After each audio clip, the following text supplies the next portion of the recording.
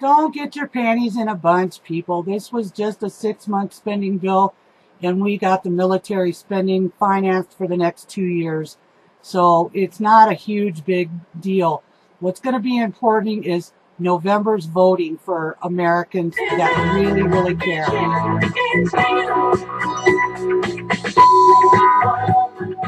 Yay, Trump supporters out there. I know you feel like you got a beating today, and it was set up to be a beating. There was no way around it. We had to have the military spending because we're getting ready to go into some pretty serious talks with Kim Jong-un, China, and Russia. And our military was totally decimated for the last, 3 presidencies. So I hated to see Trump have to take that road on this, but nevertheless, it had to be done. You also need to remember that this 2,400 pages was not written overnight. This stuff's been sitting around in drawers just for months waiting for this opportunity to shove through some of these special interest bills and Planned Parenthood. But you got to remember, this is only for 6 months. In September, this 6 months runs out, and they've got to come up with a 2019 bill. And Trump made it pretty clear today that he will never sign anything like this again that was done in the darkness of the back room with 4 people. And secondly, that everything that comes before him from now on better be line items, so that if there's things in there he just doesn't want, he can veto them. And that's going to create the kind of check and balance there. So, you know, if you're jumping off the Trump train, I don't think you were really on it. You got to think in the big scheme of things. The border wall is going to get built, and it's probably going to get built the next time around.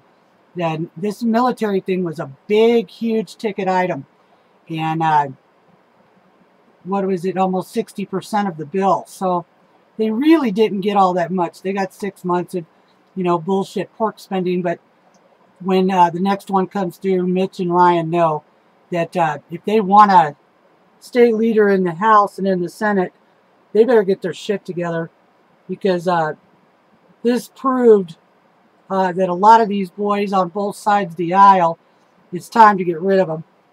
And I'm saying rid of them. There are 33 Democrat Congress seats up for election in 2018. We need to take as many as we can. And I don't mean replacing them with rhinos. I mean replacing them with real people. And that's where you guys come in. That's where the voters come in. You need to run against the rhinos and the Democrats in your states. In the House of Representatives especially. Because that's where the bills are being created. And that's where they're being voted on before they even go to Congress. And if they die on the Senate floor, Congress never gets to vote on them. That's why they're stressing, the Democrats are stressing all these Democrat seats in the House. They need them. They need them badly to take over the Senate. Well, you know what? So do we. And 51 to 49 vote is just too thin, because we've got, what, I figured about 14 rhinos that will always vote against the president and try to break it off in his ass, and that's what they did. And we know we've got 435 rep seats up, and it's pretty evenly split right now, 225 and 215 or whatever. I can't remember how it worked, but 15 and 15 is 30, so it's 17, 217 apiece. And if we can take, say, even 20 seats of the Democrats representatives, we don't have to worry about these creeps that we can't vote out till 2020 or 2022 and 2020. We'll have enough votes, and we'll have what they call the majority, supermajority. So it's very important that you get out and vote this November, and vote strong Republicans in. Forget these politicians who have been kissing your ass and then getting to Washington and doing what they want, like the John McCains and Flakes and McCaskells and Collins and those guys. We're going to have a list of them, and I'll post it in here. I don't know how much you'll see on the video of it, but you can find who voted for this omnibus bill and who voted against it online if you look for it. I think it's been posted and ripped down a couple of times, but there's a few gals that keep reposting it, and then if you look hard enough, you can find it. And find the senators for your state and your reps for your state, and tell them, you know, that they need to get on board with the president or get the fuck out of the way. Barrasso and Enzi voted no on this bill, but I don't think they saw the big picture either. That our military was decimated, and we needed it. There's a little bit of funding for the wall. I don't know how much you can spend of $1.6 billion in 6 months, but Mulvaney, I'll add his little stint in this video too, because he explains it of exactly how much of the wall it gets to do and how much of refixing some areas and that kind of stuff. It's not a lot, but you know, one of the things that's good about Trump is he knows how to build. So we're going to get the most bang for our buck out of that 1.6. Or I don't know how much actually went. It was like 60% of the 1.3 or 1.6. So just hide and watch a little bit. You know, quit jumping all over his ass all the time. He fucks up one time, and it wasn't even really his fuck up. This is what Congress did to him. They went behind closed doors and they pulled out all their drawers of shit they've been trying to get passed for fucking years. And they threw it all in his 2,500 pages of bullshit. But I still say we got the military. That's first and foremost. We cannot go up against China or Russia or Kim Jong with our pants around our ankles. So I'm going to let this one slide, and I'm staying on board. Some of that money is going to be national security. It is going along the border. Some updates on equipment and things like that. The vote was 65 to 34. So even if Trump had vetoed it, they could have overruled him, because they had the vast majority, 65 votes, and it would have been, his veto would have been killed. So he was stuck in the corner on that one too. Let's see, what else did I figure out here? The GBD growth, okay? Unlike Obama's omnibus bill, there was nothing to back it up. There was nothing going to be offsetting the costs. And at least with this one, we've got already a 3% growth.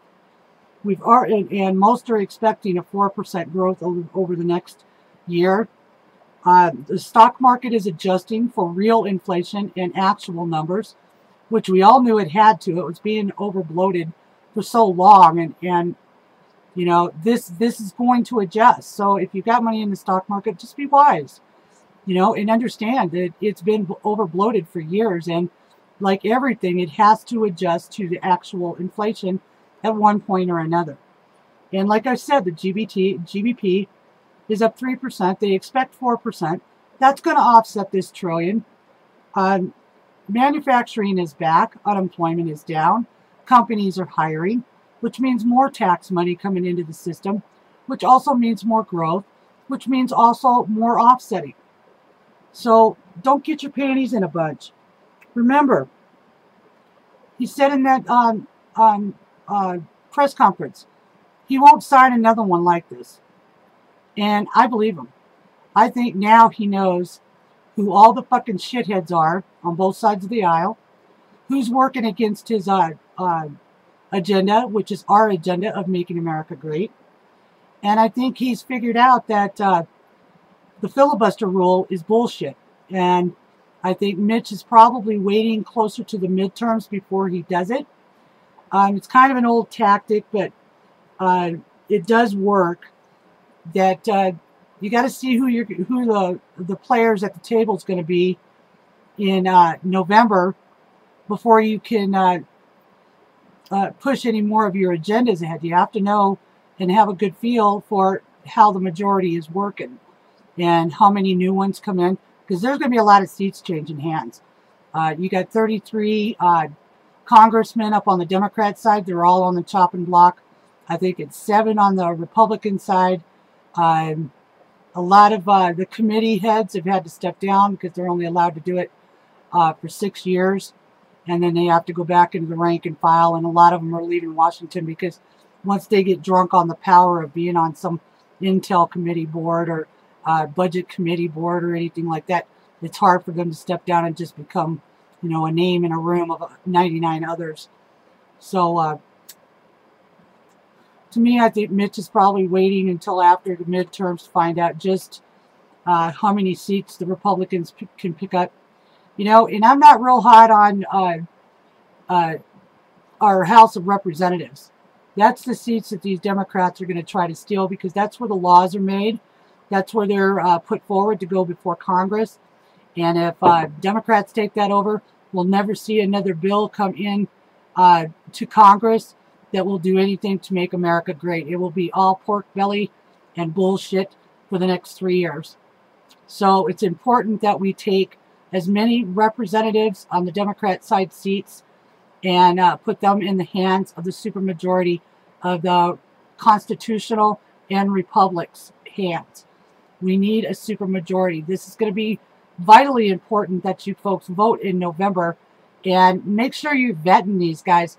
If they're spewing out bullshit, you better remember Democrats work in lock and step. No matter what they're telling you on the campaign trail, Nancy Pelosi and Chuck Schumer will whip them into going along with everything that they want. They will not go to Washington to change anything.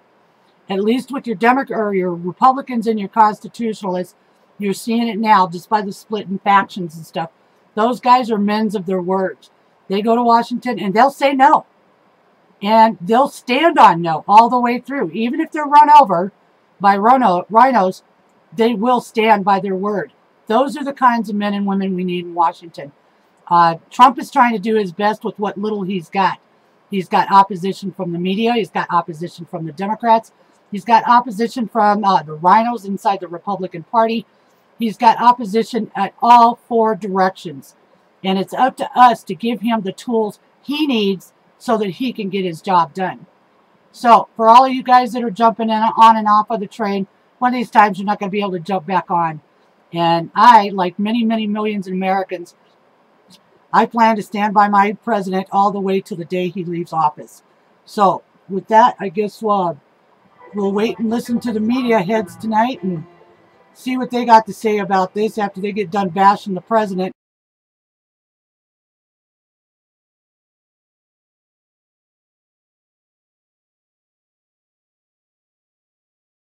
For our country. They get together and they create a series of documents that nobody's been able to read because it was just done. You know, you tell me who can read that quickly. It takes a long time to read it.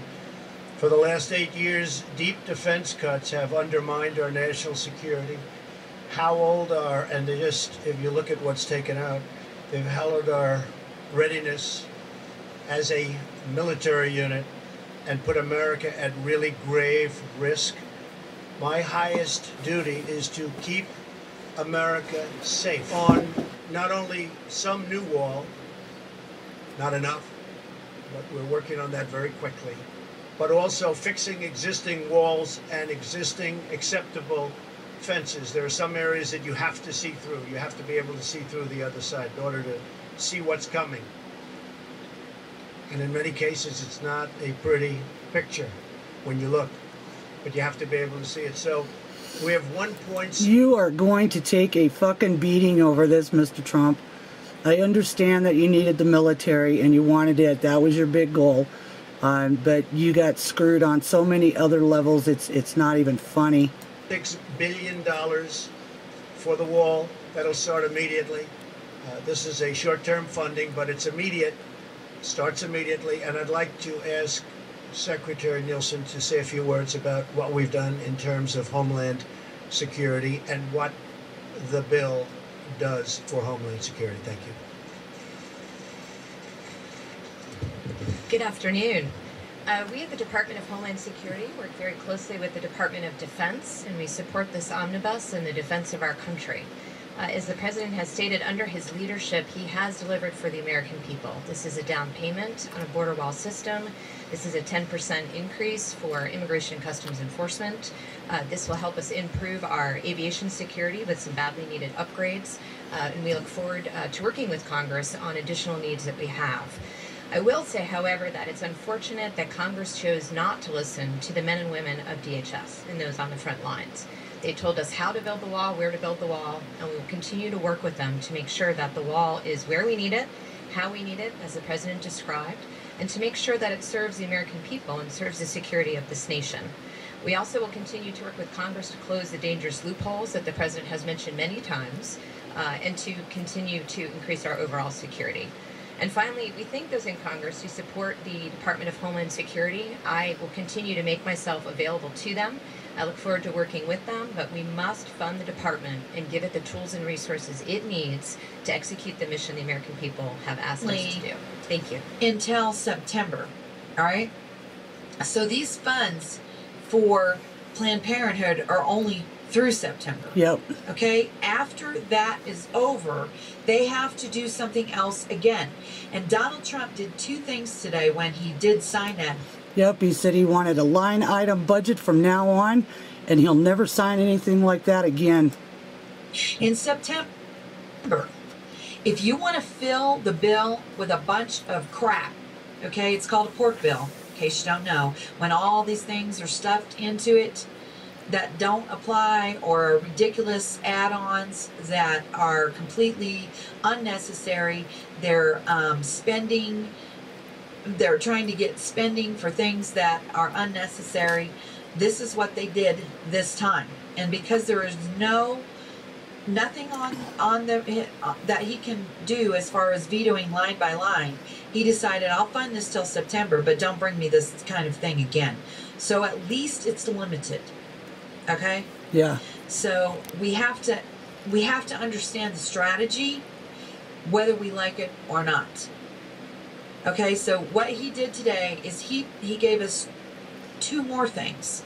He showed us exactly who the Democrats are that are sitting in Republican seats. Okay? Yep. Do we have that list? I believe that was the first graphic that you put up there. That HR 1625. It's got all of the people. If you look, pull that down just a little bit so they can see the statistically notable votes. Dianne Feinstein voted it down. Keep going down a little bit. Okay, Elizabeth Warren voted it down. Claire McCaskill voted it down. All right, so these are your hardcore Democrats. They're going to stick with DACA. All right. Now, if you go down a little bit further, you can see the Republicans who voted for this bill. This is an entire list, and you should be looking across the country. You can scroll down a little bit because we're not going to go through every single one of these. But we will leave the link in the room. All of these people are the ones that you need to take note of. Whatever state that these people are in, if you're in that state and you have a chance to get rid of these people. Well, they voted no, Barrasso and Enzi. Yes, for this ridiculous pork bill, need to be the ones that you kick out of office.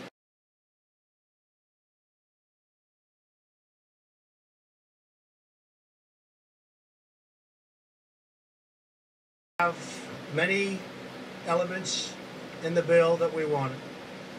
Just to look at a few of them, we're providing $654.6 billion in total discretionary funding for defense. It's a record, all records for defense. There will be nobody that says that our military is going to be depleted like they've been saying over the last long period of time. Long period of time. Frankly, beyond President Obama. That won't be happening. We're spending a lot of money on nuclear systems to upgrade, and in some cases brand new, whether it's submarines, nuclear submarines, and others. So we'll have by far the most powerful nuclear force on Earth, and it'll be absolutely in perfect shape and condition, and hopefully, praise be to God, we don't ever have to use it.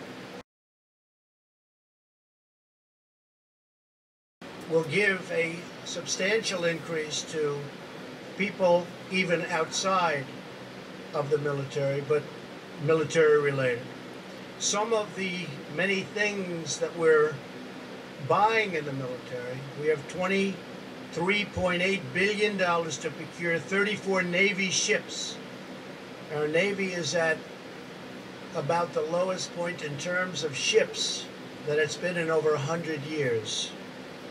And we're adding a significant number of extremely advanced vessels. $10.2 billion for 90 F-35 aircraft. That's the most sophisticated aircraft in the world, jet fighters.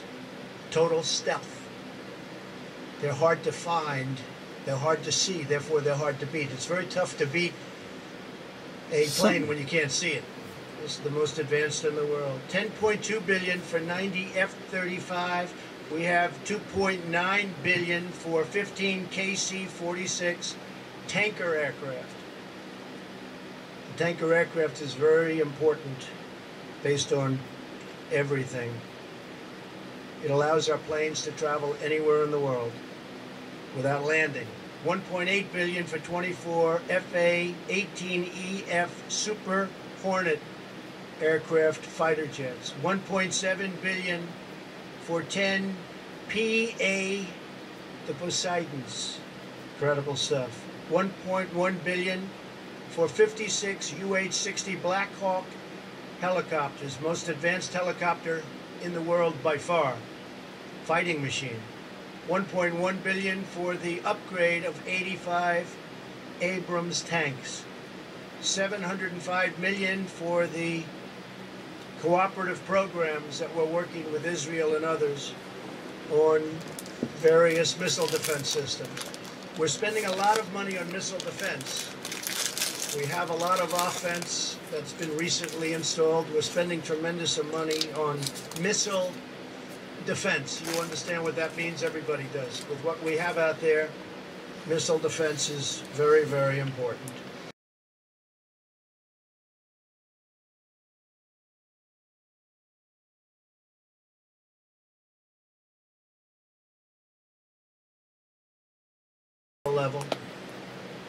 The level of drugs that are being put out there and the power of this addiction is hard to believe. People go to the hospital for a period of a week and they come out, they're drug addicts.